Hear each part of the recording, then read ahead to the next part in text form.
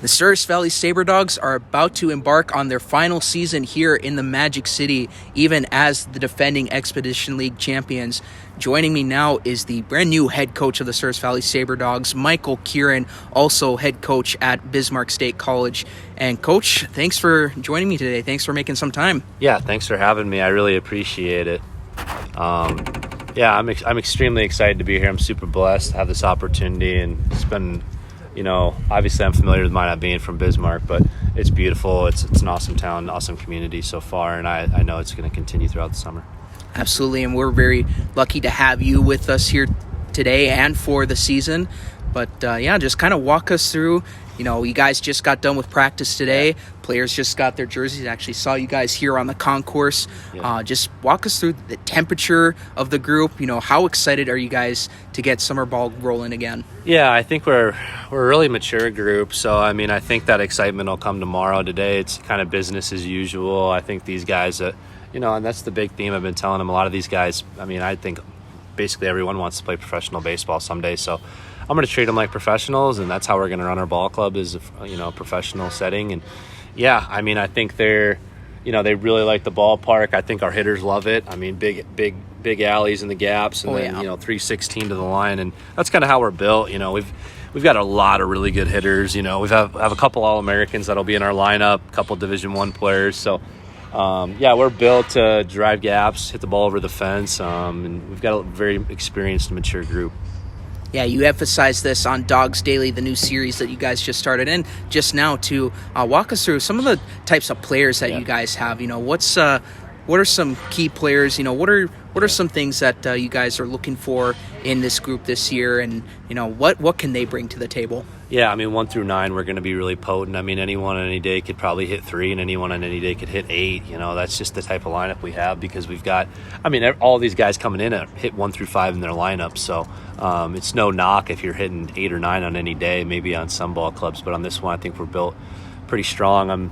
We've got some size to us. I think our first baseman, Cody Muncie, Chris Monroe, they've had really good college careers. Cody was NAIA Player of the Year last year, and Chris was a Northwoods League All-Star. So just to have that type of power, Cody left side, Chris right side. So it's not like, we're built on one side of the ball, left or right. And then in the outfield, we've got a good combination of speed and power.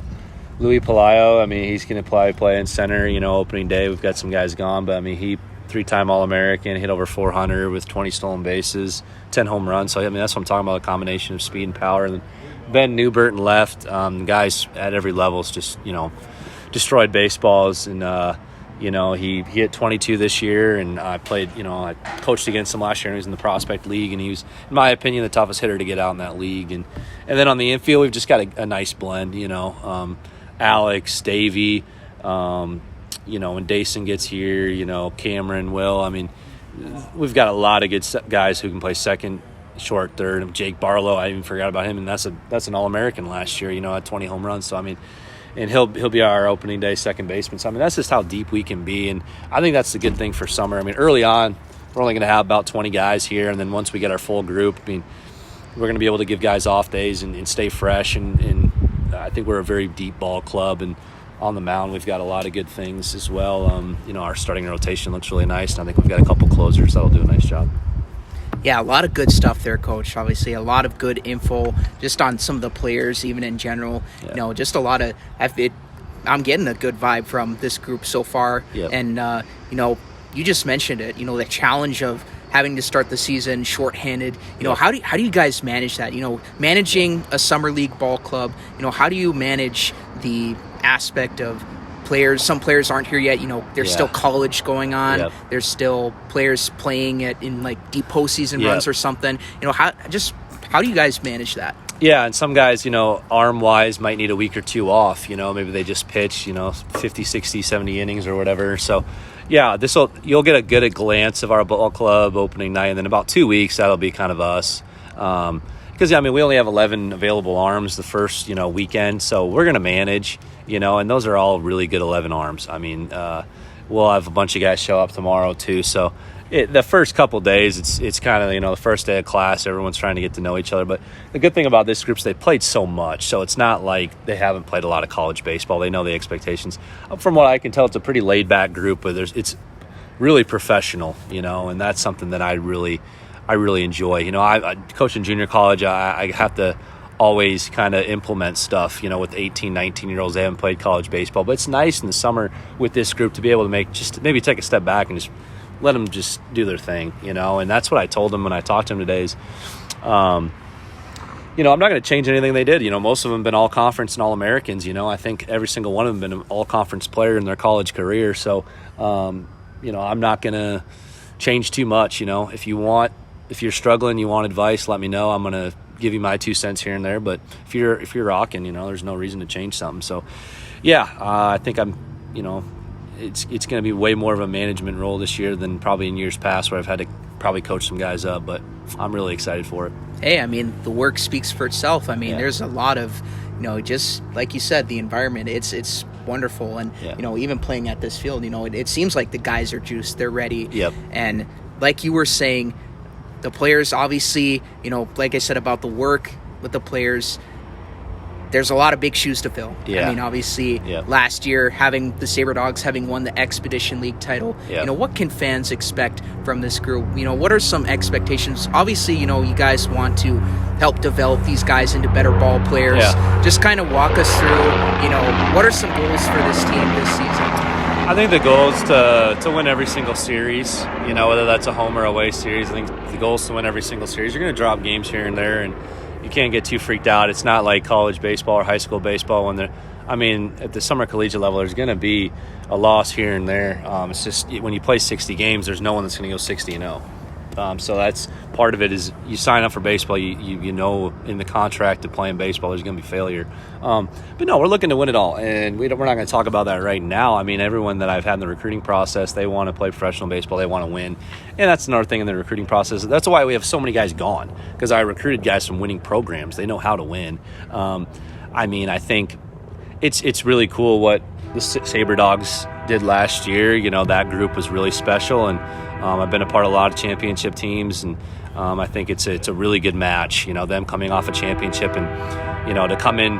I've won 8 championships myself, 9 regular season championships myself, so I think I know how to get it done. I'm really looking forward to just seeing day in and day out what our guys can do, and we'll talk about August when August gets here. Absolutely, and like you said, Coach, there's a lot of having to just the competition. It's this league is great for developing players, and as I mentioned earlier, and just getting them not just prepared in baseball but prepared for life too.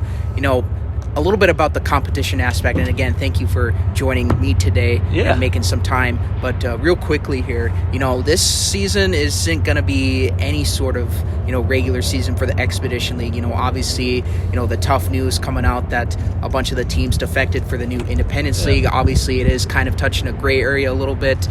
Just kind of, what are some thoughts and insights on the minimal competition that you guys are going to face this year? How different is this type of round? Oh, I'm not sure. I've been a part of leagues, 4 to 6 teams, and I've been a part of leagues that are, 24 teams, and it is what it is. It is what you make of it, and I think there's going to be a lot of competitive baseball, and I think just, it's baseball at the end of the day. It's a competitive. All of us here are competitors first, and baseball players and baseball coaches second. So none of that's going to go away. It's some of that stuff's way above my head, and I'm not going to get into it too much. I'm just concerned about getting these guys to professional baseball, getting these guys, and then getting this community another championship. That's really all I care about, and building really good relationships along the way. Love to hear that, Coach. Certainly. Hey, before we go here, season preview, obviously a lot of good stuff being said there, a lot of good stuff that looks to be on the way here for the Magic City. Just also quick preview of the upcoming series versus the Red River Pilots, a brand new expansion team in the Expedition League.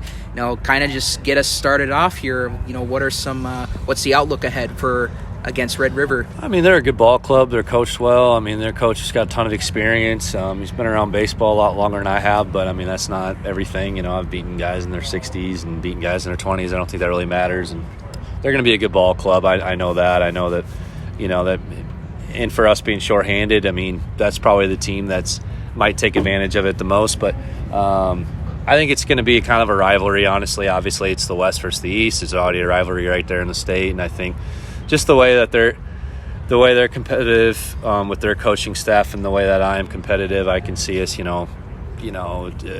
especially with us playing them the amount of times we will. I can see there definitely being a rivalry there. Obviously Bancroft's got they're in the league now and they have a piece of my heart, so I don't know how much a rivalry will be there. Just because I feel like a person in that community and a community member. But yeah, Grand Forest, there's probably no love lost. I mean, I think that both coaches are going to be telling their ball clubs the same thing. They want to win a championship. They want to win this series. So there's no love lost right now between us and Red River. Hey, good stuff there, Coach, and hope to see the Souris Valley Sabre Dogs start off on the right foot here to begin the season. And once again, fans, you just heard the head coach, Michael Kieran of the Souris Valley Sabre Dogs. Coach, thank you so much for your time today. Good luck this season. Good luck the entire way through this summer. Yeah, thanks for all the support. I'm really excited to continue to talk with you. Absolutely. And the Souris Valley Sabre Dogs, their home opener is tomorrow, 6:35 here at the legendary Corbett Field. Thank you so much, Coach. Yep, thank you. I appreciate it.